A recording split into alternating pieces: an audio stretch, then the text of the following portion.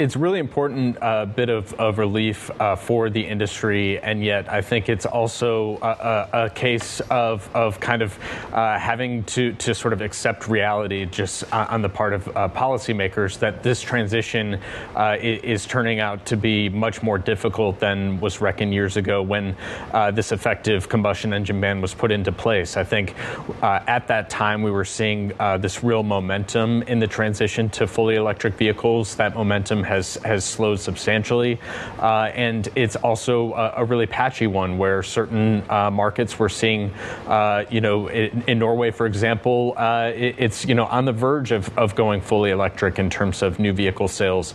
In other parts of Europe, you're seeing way behind that level of adoption.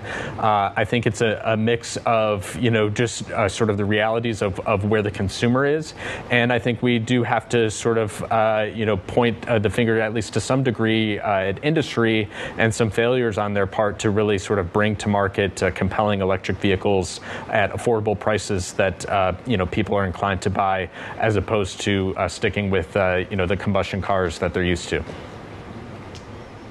But Craig, for example, this comes as Ford reverses its EV strategy. So what does it mean for who the big losers and winners will be? Yeah, I think with Ford, they, of course, are highly dependent on the North American market. And I think, this is a similar issue of yes, there's some failures on the part of the company. I think, the F-150 Lightning, for example, was, hyped as Ford's answer to Tesla and really big bet on their part to fully electrify their most important vehicle.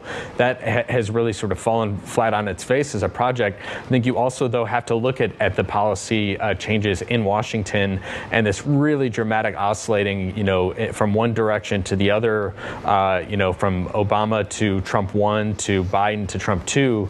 We were slamming the accelerator and slamming the brakes on whether or not we wanted, in the U.S. to go electric. And we're now back in that position of really having no interest from this administration in pushing that change. And Ford is sort of responding in part to the consumer, but also to what the priorities are in Washington, which electric vehicles are just not on the agenda.